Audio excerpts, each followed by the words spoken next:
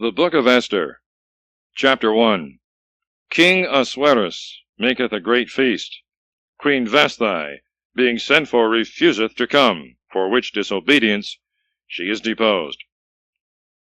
In the days of Ahasuerus, who reigned from India to Ethiopia over 127 provinces, when he sat on the throne of his kingdom, the city Susan was the capital of his kingdom.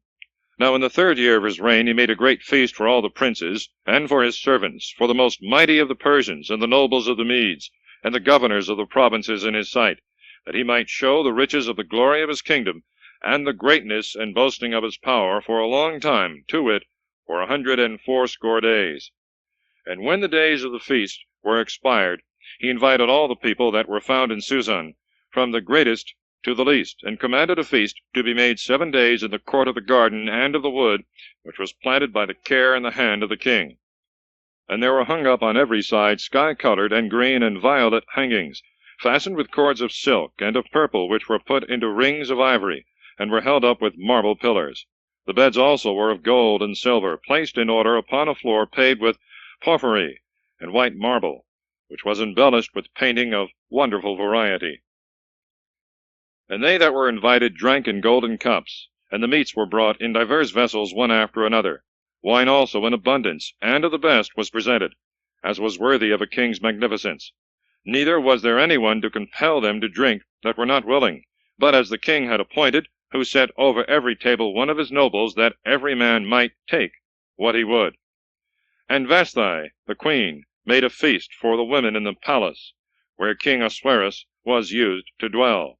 Now on the 7th day, when the king was merry, and after very much drinking was well warmed with wine, he commanded Malman, and Bazatha, and Harbona, and Bagatha, and Abgatha, and Zethar, and Carcas, the 7 eunuchs that served in his presence, to bring in Queen Vashti before the king, with the crown set upon her head, to show her beauty to all the people and the princes, for she was exceedingly beautiful. But she refused, and would not come at the king's commandment, which she had signified to her by the eunuchs.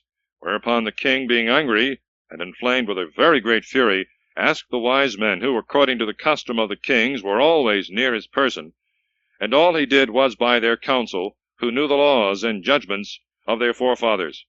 Now the chief and nearest him were Carcina, and Sethar, and Admatha, and Tharsis, and Maris, and Marsana, and Mamucan, 7 princes of the Persians, and of the Medes, who saw the face of the king, and were used to sit first after him. What sentence ought to pass upon Vashti the queen, who had refused to obey the commandment of King Ahasuerus, which he had sent to her by the eunuchs? And Mamucan answered in the hearing of the king and the princes, Queen Vashti hath not only injured the king, but also all the people and princes that are in all the provinces of King Ahasuerus. For this deed of the queen will go abroad to all women, so that they will despise their husbands, and will say, King Ahasuerus commanded that Queen Vashti should come in to him, and she would not. And by this example all the wives of the princes of the Persians and the Medes will slight the commandments of their husbands. Wherefore the king's indignation is just. If it please thee, let an edict go out from thy presence, and let it be written according to the law of the Persians and of the Medes, which must not be altered, that Vashti come in no more to the king, but another, that is better than her, be made queen in her place. And let this be published through all the provinces of thy empire, which is very wide, and let all wives, as well as the greater as of the lesser, give honor to their husbands. His counsel pleased the king and the princes, and the king did according to the counsel of Mamucan. And he sent letters to all the provinces of his kingdom, as every nation could hear and read, in divers languages and characters, that the husbands should be rulers and masters in their houses, and that this should be published to every people. End of Side 1. Chapter 2. Esther is advanced to be queen. Mordecai detecteth a plot against the king. After this, when the wrath of King Ahasuerus was appeased, he remembered Vashti, and what she had done, and what she had suffered. And the king's servants and his officers said, Let young women be sought for the king, virgins and beautiful, and let some persons be sent through all the provinces to look for beautiful maidens and virgins.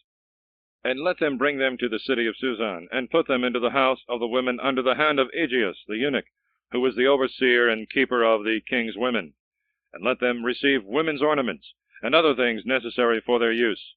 And whosoever among them all shall please the king's eyes, let her be queen instead of Vashti. The word pleased the king, and he commanded it should be done as they had suggested. There was a man in the city of Susan, a Jew named Mordecai, the son of Jair, the son of Semai, the son of Cis, of the race of Gemini, who had been carried away from Jerusalem at the time that Nebuchadnezzar, king of Babylon, carried away Jeconias, king of Judah. And he had brought up his brother's daughter, Adissa, who by another name was called Esther. Now she had lost both her parents, and was exceeding fair and beautiful. And her father and mother being dead, Mordecai adopted her for his daughter. And when the king's ordinance was noised abroad, and according to his commandment many beautiful virgins were brought to Susan, and were delivered to Aegeus the eunuch, Esther also among the rest of the maidens was delivered to him, to be kept in the number of the women. And she pleased him, and found favor in his sight. And he commanded the eunuch to hasten the women's ornaments, and to deliver to her her part, and 7 of the most beautiful maidens of the king's house, and to adorn and deck out both her and her waiting maids. And she would not tell him her people, nor her country, for Mordecai had charged her to say nothing at all of that. And he walked every day before the court of the house, in which the chosen virgins were kept, having a care for Esther's welfare, and desiring to know what would befall her. Now when every virgin's turn came to go into the king, after all had been done, for setting them off to advantage, it was the 12th month, so that for 6 months they were anointed with oil of myrrh, and for other 6 months they used certain perfumes and sweet spices. And when they were going in to the king, whatsoever they asked to adorn themselves they received, and being decked out as it pleased them, they passed from the chamber of the women to the king's chamber. And she that went in at evening came out in the morning, and from thence she was conducted to the second house, that was under the hand of Susagas the eunuch, who had the charge over the king's concubines. Neither could she return any more to the king unless the king desired it, and had ordered her by name to come. And as the time came orderly about, the day was at hand when Esther, the daughter of Abihail, the brother of Mordecai, whom he had adopted for his daughter, was to go in to the king. But she sought not women's ornaments, but whatsoever Aegeus, the eunuch, the keeper of the virgins, had a mind, he gave her to adorn her. For she was exceeding fair, and her incredible beauty made her appear agreeable and amiable in the eyes of all.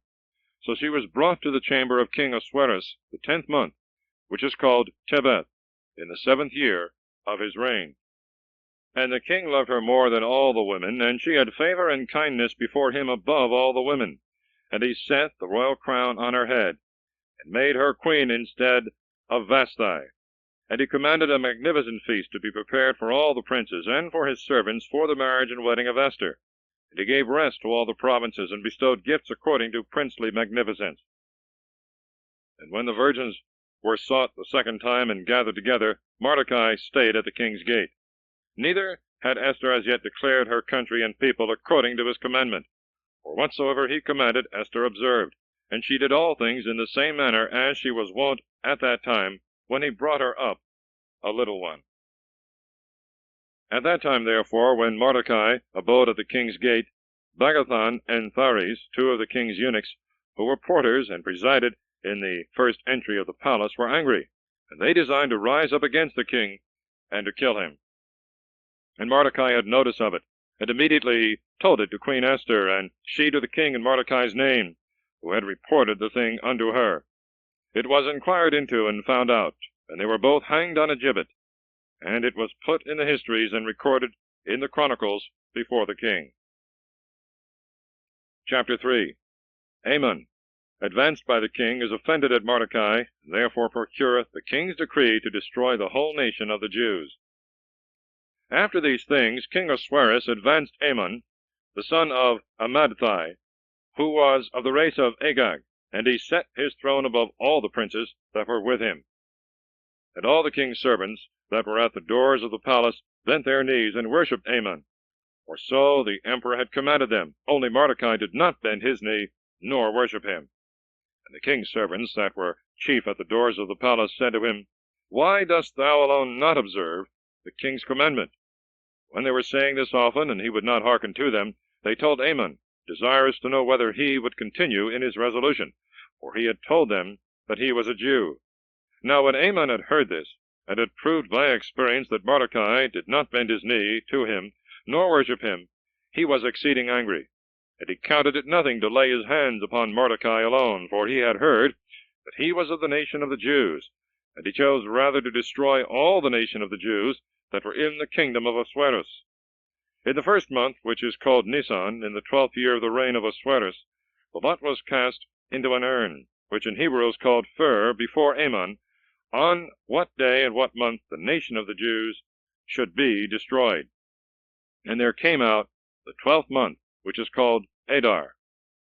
And Haman said to King Ahasuerus, there is a people scattered through all the provinces of thy kingdom, and separated one from another, that use new laws and ceremonies, and moreover despise the king's ordinances. Thou knowest very well that it is not expedient for thy kingdom that they should grow insolent by impunity. If it please thee, decree that they may be destroyed, and I will pay 10,000 talents to thy treasurers. And the king took the ring that he used for his own hand, and gave it to Haman, the son of Ammadattai, of the race of Agag, the enemy of the Jews. And he said to him, as to the money which thou promisest, keep it for thyself, and as to the people, do with them as seemest good to thee.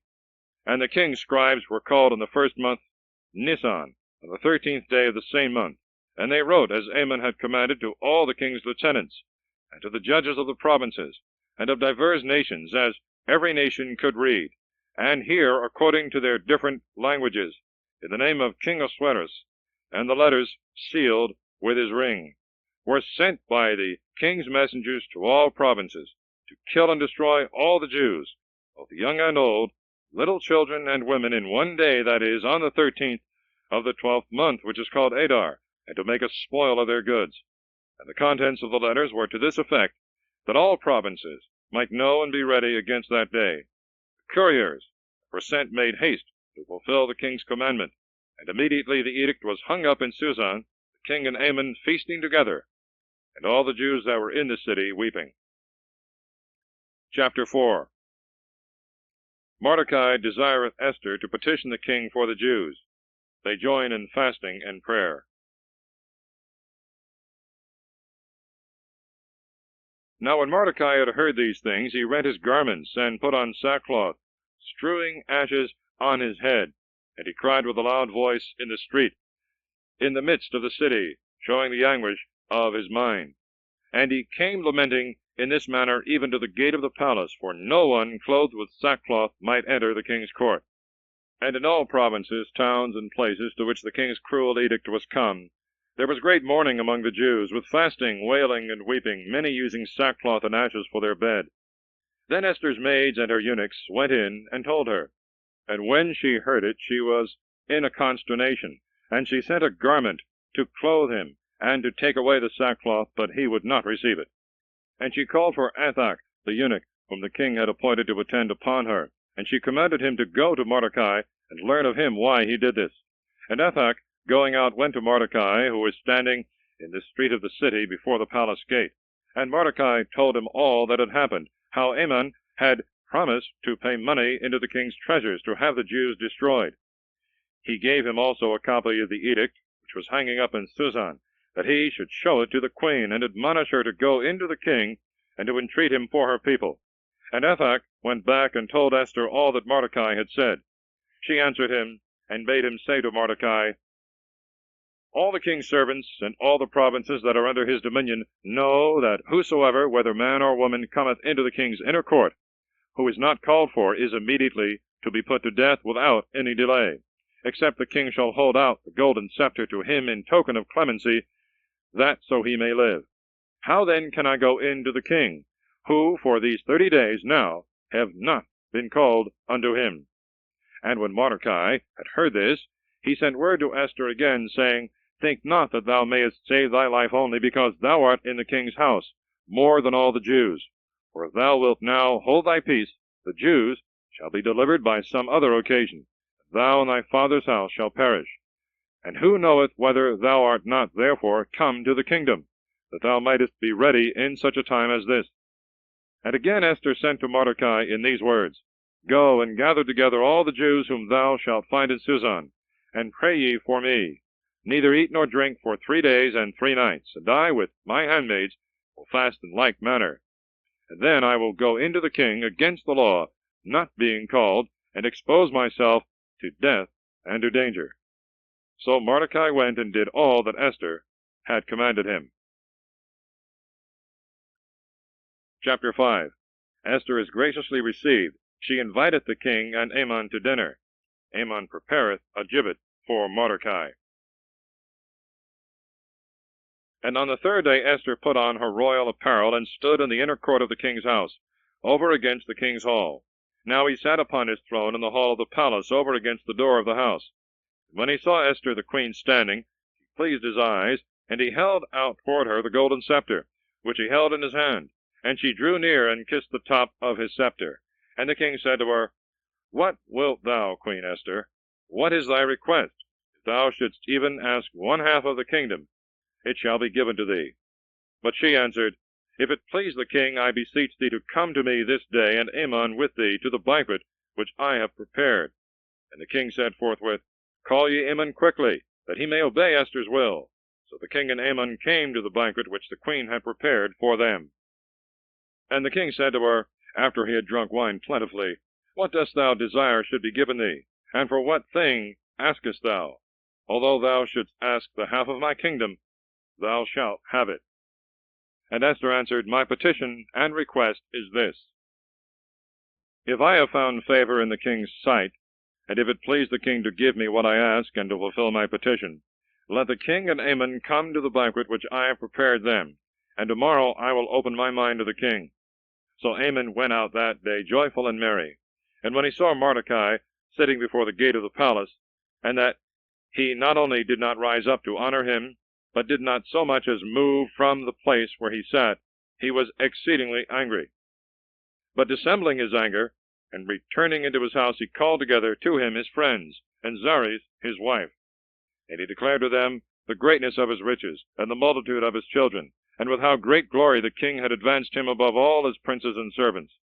And after this he said, Queen Esther also hath invited no other to the banquet with the king but me. With her I am also to dine tomorrow with the king. And whereas I have all these things, I think I have nothing, so long as I see Mordecai the Jew sitting before the king's gate. Then Zeresh his wife and the rest of his friends answered him, Order a great beam to be prepared, 50 cubits high, and in the morning speak to the king, that Mordecai may be hanged upon it, and so thou shalt go full of joy with the king to the banquet. The counsel pleased him, and he commanded a high gibbet to be prepared. Chapter 6. The king, hearing of the good service done him by Mordecai, commandeth Haman to honor him next to the king, which he performeth. That night the king passed without sleep, and he commanded the histories and chronicles of former times to be brought him. When they were reading them before him, they came to that place where it was written how Mordecai had discovered the treason of Bagathan and Thares the eunuchs, who sought to kill King Ahasuerus. And when the king heard this, he said, What honor and reward hath Mordecai received for this fidelity? His servants and ministers said to him, He hath received no reward at all. And the king said immediately, Who is in the court? For Haman was coming into the inner court of the king's house to speak to the king, that he might order Mordecai to be hanged upon the gibbet which was prepared for him. The servants answered, Haman standeth in the court. And the king said, Let him come in. And when he was come in, he said to him, What ought to be done to the man whom the king is desirous to honor? But Haman, thinking in his heart, and supposing that the king would honor no other but himself, answered, The man whom the king desireth to honor ought to be clothed with the king's apparel, and to be set upon the horse that the king rideth upon, and to have the royal crown upon his head. And let the first of the king's princes and nobles hold his horse, and going through the street of the city proclaim before him, and say, Thus shall he be honored, whom the king hath a mind to honor. The king said to him, Make haste, and take the robe and the horse, and do as thou hast spoken to Mordecai the Jew, who sitteth before the gates of the palace. Beware thou pass over any of those things which thou hast spoken. So Haman took the robe and the horse, and arraying Mordecai in the street of the city, setting him on the horse, went before him, and proclaimed, This honor is he worthy of whom the king hath a mind to honor. But Mordecai returned to the palace gate, and Haman made haste to go to his house, mourning and having his head covered. And he told Zeres his wife and his friends all that had befallen him, and the wise men whom he had in council. And his wife answered him, If Mordecai be of the seed of the Jews, before whom thou hast begun to fall, thou canst not resist him, but thou shalt fall in his sight.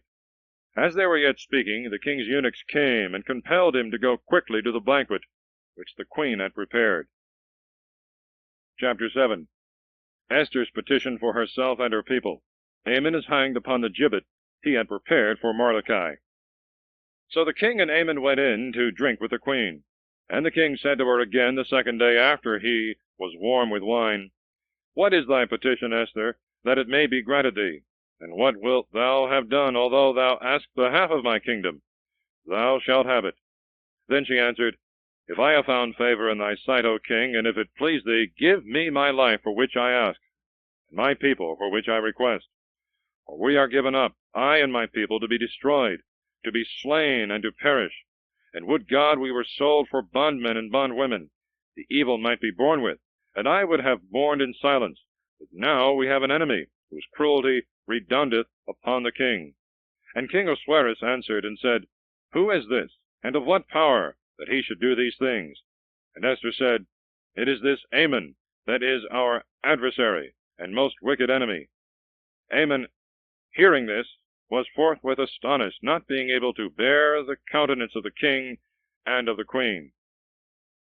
But the king, being angry, rose up, and went from the place of the banquet into the garden set with trees.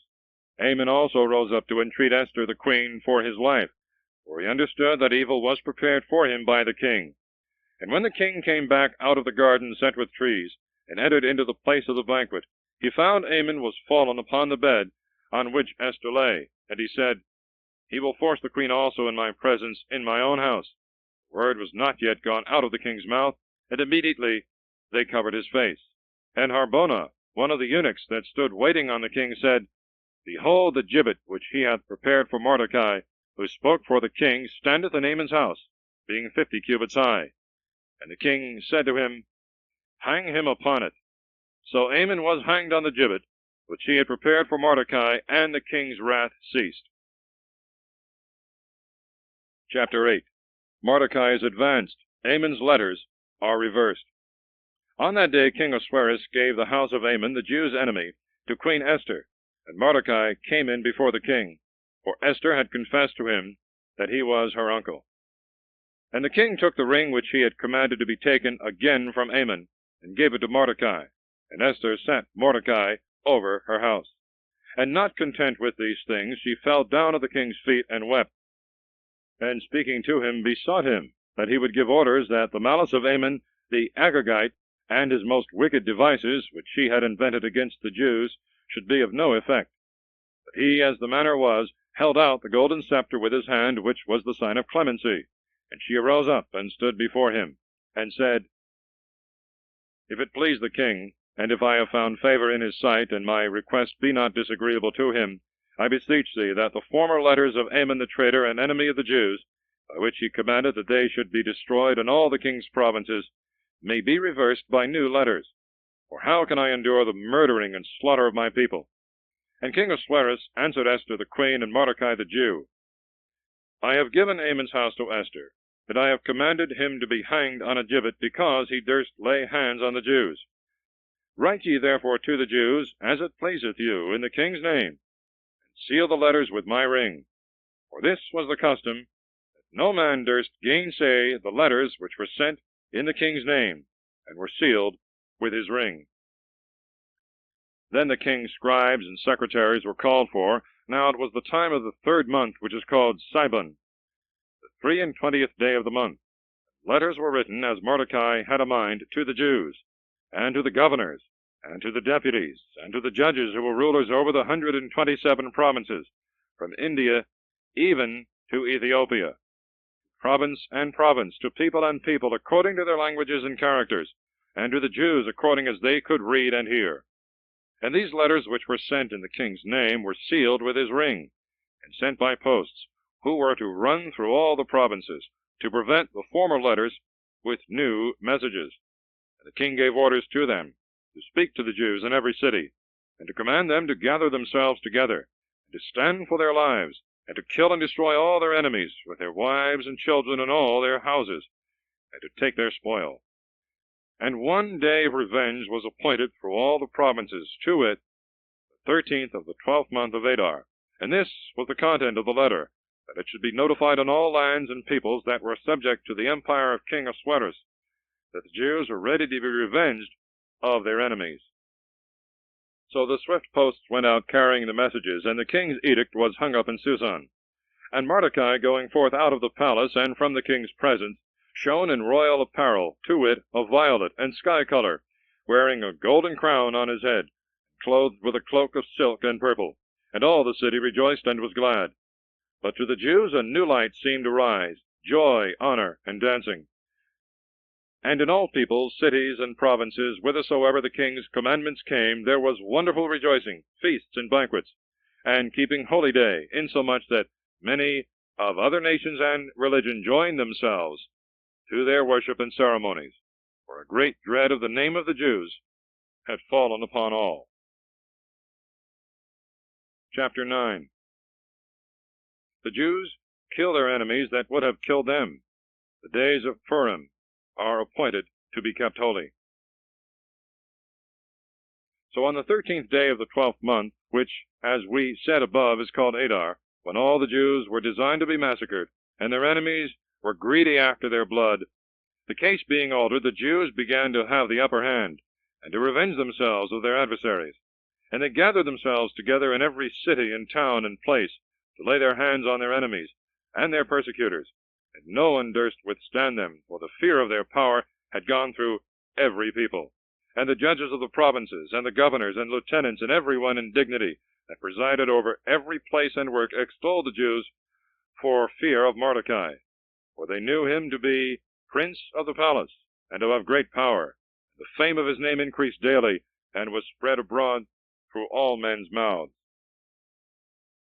So the Jews made a great slaughter of their enemies, and killed them, repaying according to what they had prepared to do to them, insomuch that even in Susan they killed 500 men, besides the 10 sons of Haman the Agagite, the enemy of the Jews, whose names are these: Pharsandatha, and Delphon, and Espatha, and Paratha, and Adelia, and Aridatha, and Fermesta, and Arasai, and Aradai, and Jezatha. When they had slain them, they would not touch the spoils of their goods. Presently the number of them that were killed in Susan was brought to the king. And he said to the queen, The Jews have killed 500 men in the city of Susan, besides 10 sons of Haman. How many dost thou think they have slain in all the provinces? What askest thou more, and what wilt thou have me to command to be done?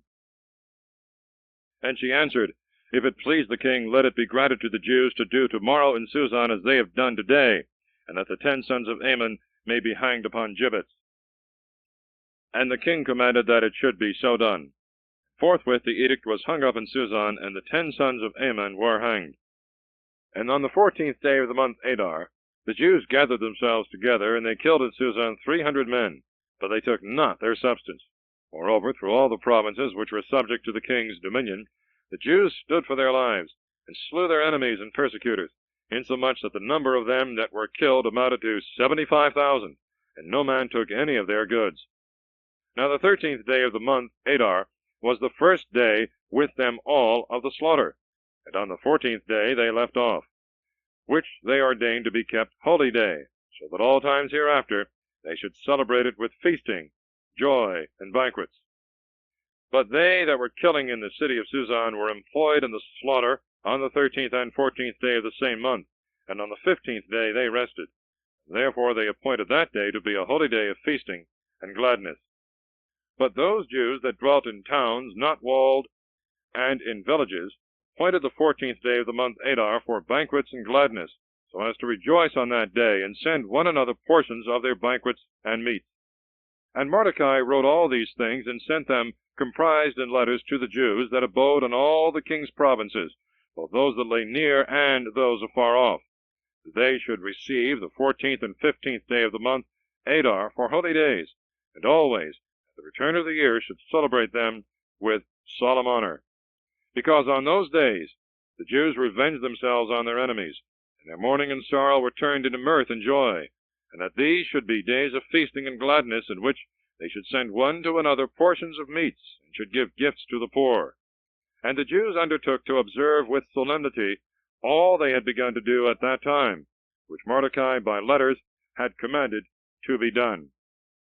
For Haman, the son of Hammedatha, of the race of Agag, the enemy and adversary of the Jews, had devised evil against them, to kill them and destroy them, and had cast fur, that is, the lot.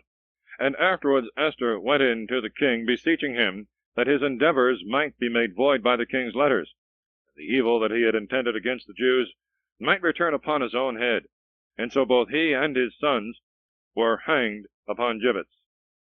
And since that time these days are called Purim, that is, of lots, because fur, that is, the lot, was cast into the urn. And all things that were done are contained in the volume of this epistle, that is, of this book.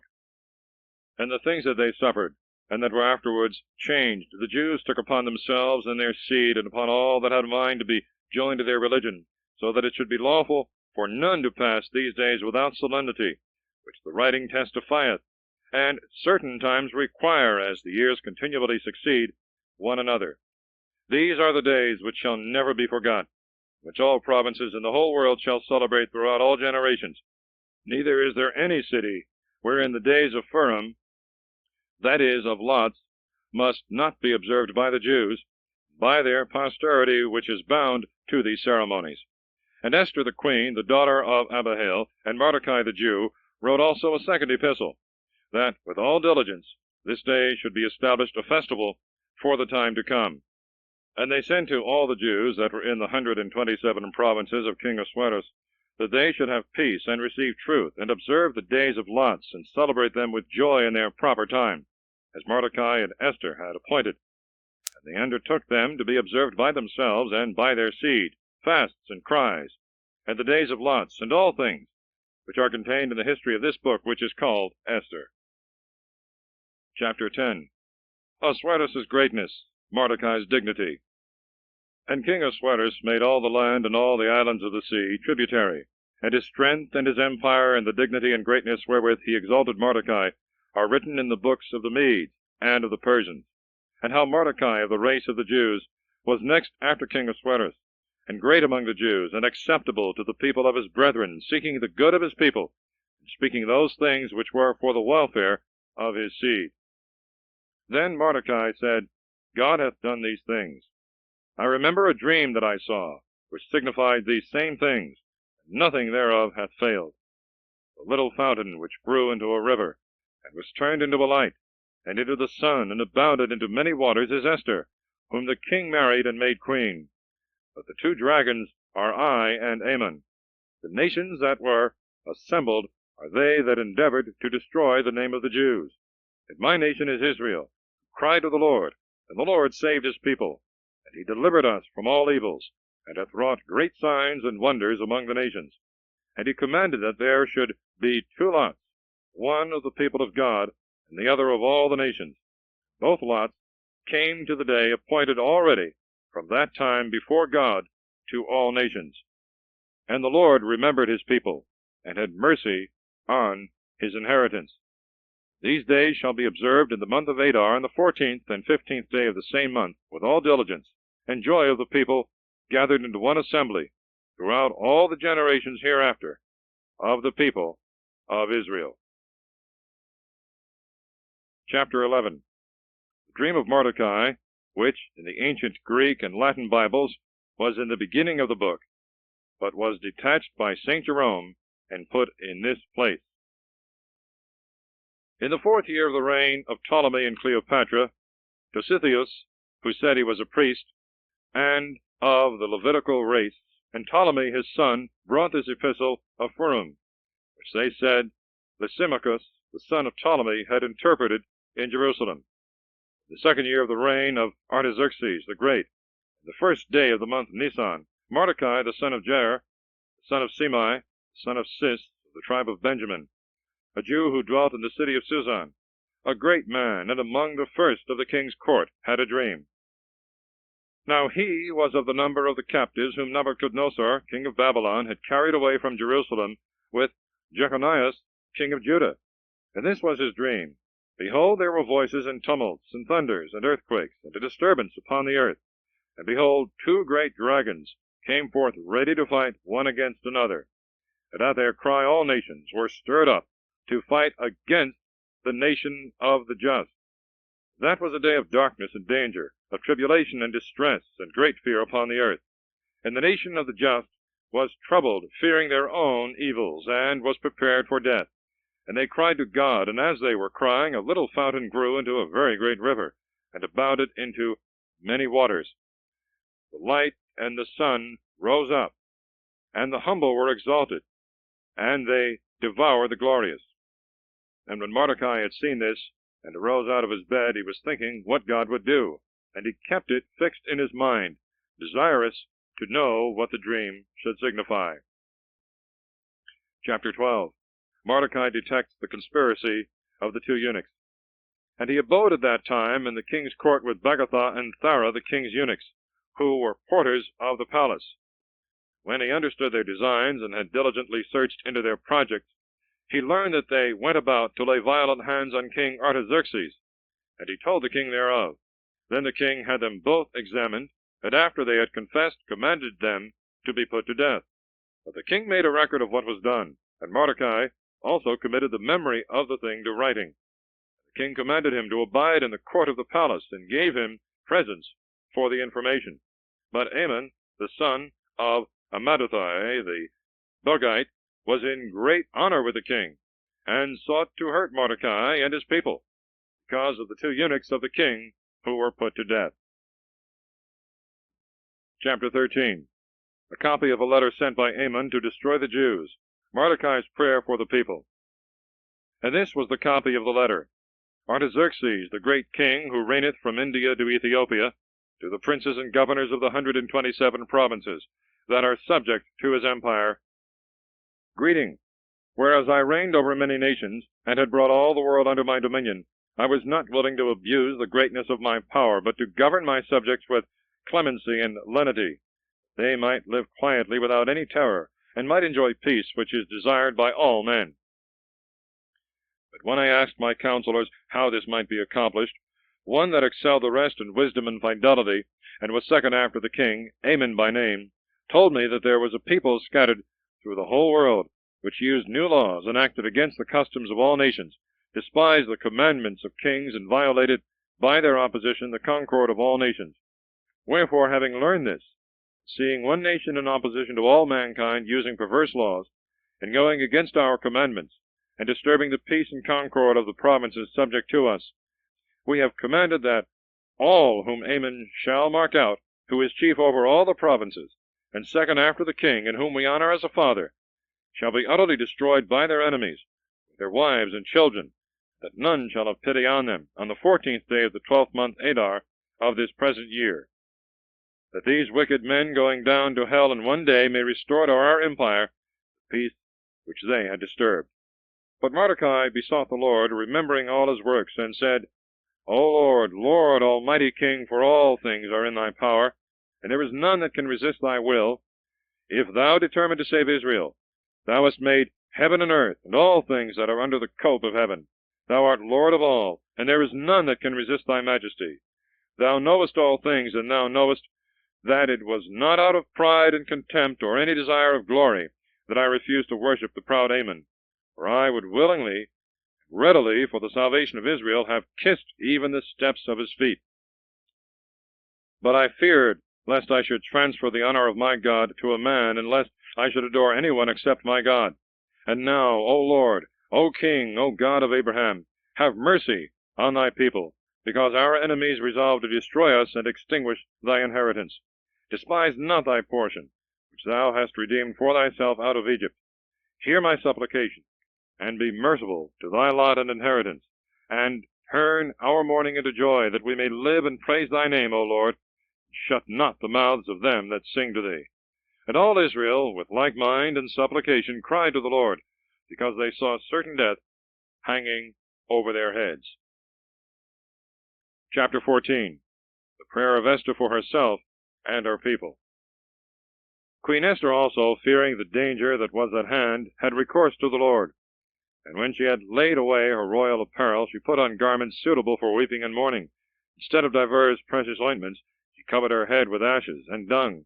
And she humbled her body with fasts, and all the places in which before she was accustomed to rejoice, she filled with her torn hair. And she prayed to the Lord, the God of Israel, saying, O my Lord, who alone art our King, help me, a desolate woman, and who have no other helper but thee. My danger is in my hands. I have heard of my father, that thou, O Lord, didst take Israel from among all nations, and our fathers from all their predecessors, to possess them as an everlasting inheritance. Thou hast done to them as thou hast promised. We have sinned in thy sight. Therefore thou hast delivered us into the hands of our enemies, for we have worshipped their gods. Thou art just, O Lord. And now they are not content to oppress us with most hard bondage, but attributing the strength of their hands to the power of their idols, they design to change thy promises, and destroy thy inheritance, and shut the mouths of them that praise thee, and extinguish the glory of thy temple and altar. They may open the mouths of Gentiles, and praise the strength of idols, and magnify forever a carnal king. Give not, O Lord, thy scepter to them that are not, lest they laugh at our ruin. Turn their counsel upon themselves, and destroy him that hath begun to rage against us.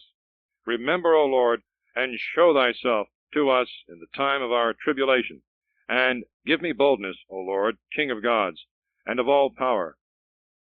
Give me a well-ordered speech in my mouth in the presence of the lion. Turn his heart to the hatred of our enemy, that both he himself may perish, and the rest that consent to him. But deliver us by thy hand, and help me, who have no other helper but thee, O Lord, who has the knowledge of all things. And thou knowest that I hate the glory of the wicked, and abhor the bed of the uncircumcised, and of every stranger. Thou knowest my necessity, that I abominate the sign of my pride and glory, which is upon my head in the days of my public appearance, and detest it as a menstruous rag, and wear it not in the days of my silence, and that I have not eaten at Haman's table, nor hath the king's banquet pleased me, and that I have not drunk the wine of the drink offerings, and that thy handmaid hath never rejoiced since I was brought hither unto this day, but in thee, O Lord, the God of Abraham. O God, who art mighty above all, hear the voice of them that have no other hope. Deliver us from the hand of the wicked, and deliver me from my fear. Chapter 15. Esther comes into the king's presence. She is terrified, but God turns his heart. And he commanded her, no doubt, but he was Mordecai, to go to the king, and petition for her people and for her country. Remember, said he, the days of thy low estate, how thou wast brought up by my hand, because Haman the second after the king hath spoken against us unto death. And do thou call upon the Lord, and speak to the king for us, and deliver us from death. And on the third day she laid away the garments she wore, and put on her glorious apparel. And glittering in royal robes, after she had called upon God the ruler and Savior of all, she took 2 maids with her, and upon one of them she leaned, as if for delicateness and overmuch tenderness she were not able to bear up her own body. And the other maid followed her lady, bearing up her train flowing on the ground. But she, with a rosy color in her face, and with gracious and bright eyes, hid a mind full of anguish and exceeding great fear. So going in, she passed through all the doors in order, and stood before the king, where he sat upon his royal throne, clothed with his royal robes, and glittering with gold and precious stones. And he was terrible to behold. And when he had lifted up his countenance, and with burning eyes had shown the wrath of his heart, the queen sunk down, and her color turned pale, and she rested her weary head upon her handmaid. And God changed the king's spirit into mildness, and all in haste and in fear he leaped from his throne, and holding her up in his arms till she came to herself, caressed her with these words, What is the matter, Esther? I am thy brother, fear not. Thou shalt not die, for this law is not made for thee, but for all others. Come near then, and touch the scepter. And as she held her peace, he took the golden scepter, and laid it upon her neck, and kissed her, and said, Why dost thou not speak to me? She answered, I saw thee, my lord, as an angel of God, and my heart was troubled for fear of thy majesty. For thou, my lord, art very admirable, and thy face is full of graces. And while she was speaking, she fell down again, and was almost in a swoon. But the king was troubled, and all his servants comforted her.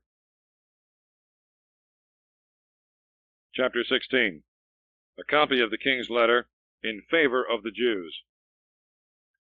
The great king Artaxerxes, from India to Ethiopia, to the governors and princes of 127 provinces, which obey our command, sendeth greeting. Many have abused unto pride the goodness of princes, and the honor that hath been bestowed upon them, and not only endeavor to oppress the king's subjects, but, not bearing the glory that is given them, take in hand to practice also against them that gave it. Neither are they content not to return thanks for benefits received, and to violate in themselves the laws of humanity. They think they can also escape the justice of God, who seeth all things. And they break out into so great madness as to endeavor to undermine, by lies, such as observe diligently the offices committed to them, and do all things in such manner as to be worthy of all men's praise, while with crafty fraud they deceive the ears of princes that are well-meaning, and judge of others by their own nature. Now this is proved both from ancient histories and by the things which are done daily, how the good designs of kings are depraved by the evil suggestions of certain men. Wherefore we must provide for the peace of all provinces. Neither must you think, if we command different things, that it cometh of the levity of our mind, but that we give sentence according to the quality and necessity of times, as the profit of the commonwealth requireth. Now that you may more plainly understand what we say, Haman the son of Hammedatha, a Macedonian both in mind and country, and having nothing of the Persian blood, but with his cruelty staining our goodness, was received being a stranger by us, and found our humanity so great towards him, that he was called our father, and was worshipped by all as the next man after the king.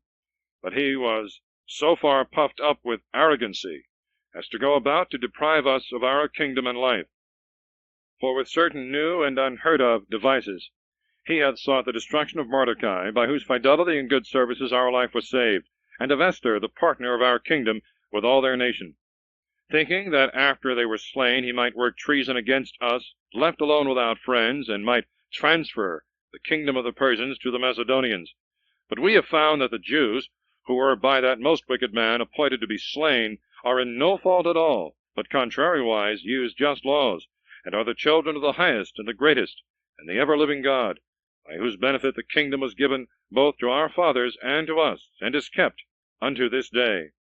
Wherefore know ye that those letters which he sent in our name are void and of no effect, for which crime both he himself that devised it, and all his kindred, hang on gibbets before the gates of this city Susan, not we, but God repaying him as he deserved.